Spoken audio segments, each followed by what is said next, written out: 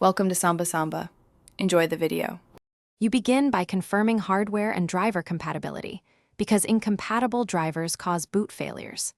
Once done, back up a full system image plus documents to an external drive so you can restore if needed.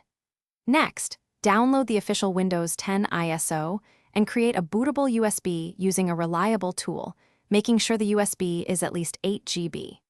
This prepares your media and recovery plan. Now you're ready for the actual downgrade, steps from Windows 11 to 10. You restart and boot from the Windows 10 USB by entering UEFI or BIOS. Disable Secure Boot if the installer won't proceed, because it can block unsigned installers. Once the installer runs, choose Custom Install, then select and delete or format the partition that contains Windows 11 so the installer can create correct system folders. Follow on-screen prompts carefully, pick your region and user options, and either enter your Windows 10 product key now or skip and activate after setup. After installation, you should immediately install chipset and peripheral drivers from the PC Maker's website to ensure stability and performance. Generic drivers cause issues. Make sure to restore your backed up documents and reinstall essential apps, then create a fresh system restore point for safety.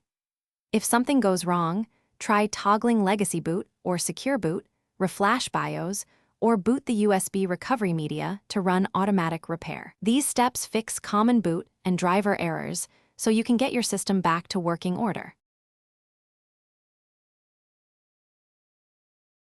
Thanks for watching. Consider subscribing if we helped you.